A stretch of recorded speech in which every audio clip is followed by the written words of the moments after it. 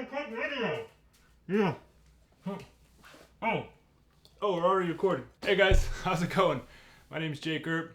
Today I'm going to show you a little tip or trick I've found in DaVinci Resolve 16. I've been asked in the past, how do I color match my two cameras, my A cam, which is the Blackmagic Pocket Cinema Camera 4K, which I'm shooting with now, and the B cam I use, which is the Sony A7iii.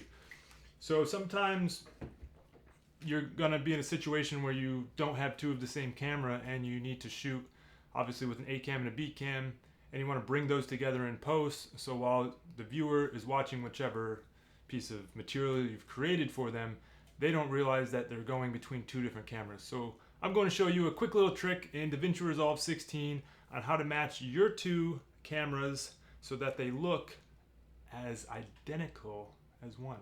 Let's check it out.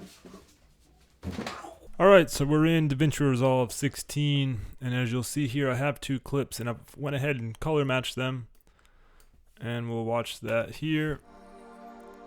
And as you can see, this is obviously the A7iii, and then this is the Blackmagic shot.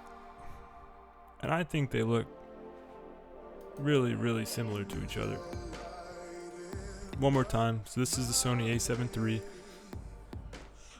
And then it goes into the Blackmagic. And you'll notice the skies are the similar tones, which can be an issue with the Sony camera sometimes. Sony tends to be a little more saturated. But this is what you need to know to get started. So first of all, I shoot in S-Log2 when I use the Sony A7iii. And the reason I do that, it just seems to convert the best to match the Blackmagic Pocket Cinema Camera. So that's why I shoot S-Log2. I used to shoot HLG, but I was finding troubles matching it. So now I shoot in the S-Log2 profile, and I actually use the S-Gamut3 Cine as the color space, and then obviously shooting S-Log2, and that's the only thing. I don't change any other settings. So let's go ahead and get started. I'll show you how we can match these two. So let's bring this up in to the color tab, and you'll see I have a couple nodes, a couple different things. Go ahead and delete those. We'll reset this node here, and we'll do the same on this one. Now you see this is what it looks like right out of camera. So this is the flat profile of S-Log2, and this is the film out of the Blackmagic Pocket Cinema Camera B-RAW. Obviously that one's super warm, so we'll have to fix the white balance, get these a match. These were shot at two different times of the day. This was much later in the day, and this was in the morning. So let's go ahead. Automatic white balance might have been on the Sony as well. Sometimes it's kind of frustrating to turn that on and off and switch it accordingly. It always gets forgotten about. I never forget on the Blackmagic, but even though I can change it in post, so it's not a big deal. But I tend to forget about it on the A7iii, where you know, it kind of burns it in a little more. So anyways, I digress. Let's start by color matching these. First thing to do, and this is the biggest, aha moment I had when I found out how to do this. It really allows me to get really close in the colors. So we have a node here, nothing's been done. We're on the Sony A7iii footage, shot with S-Log2. So we're going to go to OpenFX, come down here to color space transform. We're just going to drag that right onto that node right there. Now this is pretty self-explanatory. Our input color space is going to be the S-Gamut3 Cine, which is what I shot in the camera. Input gamma, we shot S-Log2. Now this is starting to look funky because we want to change our output color space, and we want it to match the Blackmagic Pocket Cinema Camera 4K, so we're going to choose that here, and the output gamma, we're going to choose the same thing, Blackmagic Design Pocket 4K Film. Now you'll see if I click this on and off, doesn't seem like a big difference yet, but we haven't started pushing the colors around, so leave that on. You can see it kind of raises the overall gamma, if not the overall exposure of the image itself. So now we're in the Blackmagic color space, which is what this one is in naturally. So what I always do with my Blackmagic footage, and I recommend you do as well if you don't want to be color grading from scratch every time, this really gives you a good base point, and that's the Buttery Films Blackmagic Pocket Cinema Camera Natural Rec 709. And this just gives us a nice starting point before we start grading everything. As you'll see here, we went from that to this, which looks, the exposure looks beautiful in my opinion. I think it looks really nice, and that gives us a good starting point. So let's go ahead and do that to our Blackmagic clip as well. So we'll go here. Nothing's been done to this one yet. We'll go to our LUT. We're going to use that Buttery Films Natural to Rec 709. And there we are. So we went from this to that. So now we're in a 709 color space. As we can tell, we're going to have to do some white balance to the two of these because they are pretty different.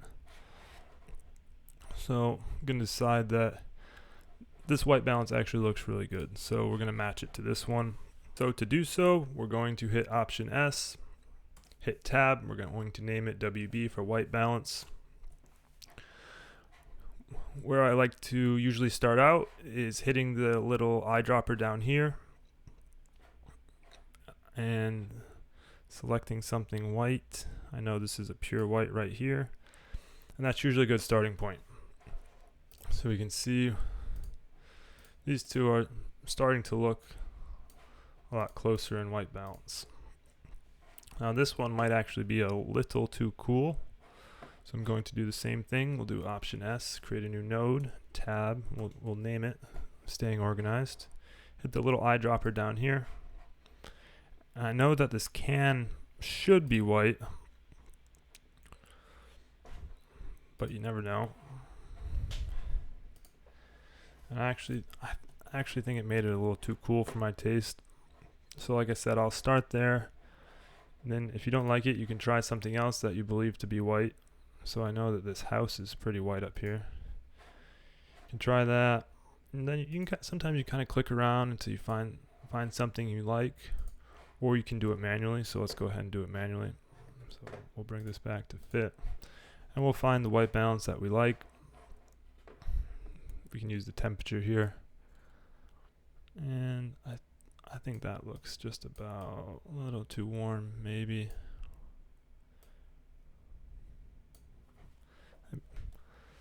I like that. And it's just subtle, but it brings it just a little warmer.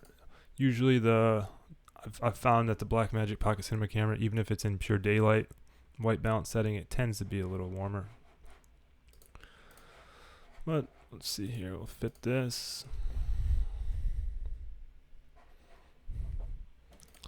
So now you'll notice we're getting pretty close. At least the white balance is the same.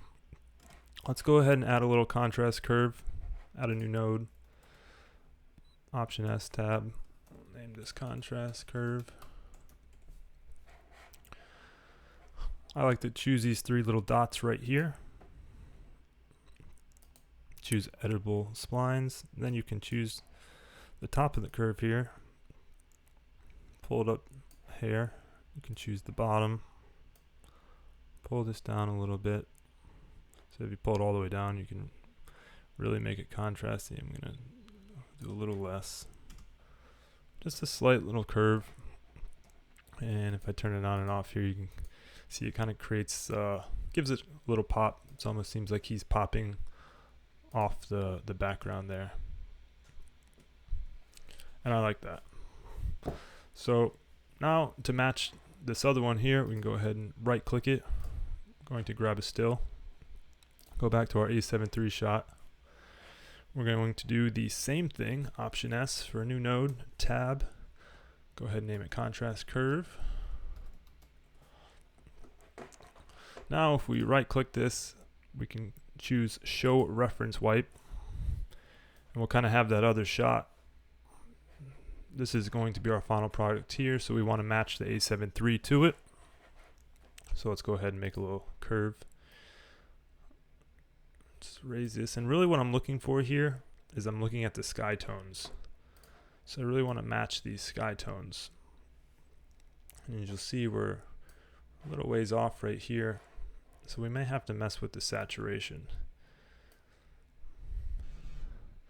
If we bring the saturation,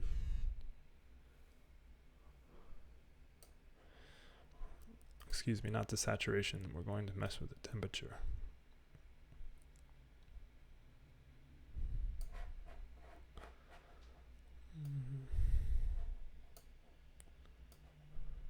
As you'll see, these two skies are looking almost identical. So we'll turn off our wipe. When we go to play, boom. As easy as that. These two shots look like they were shot at the same time from the same camera.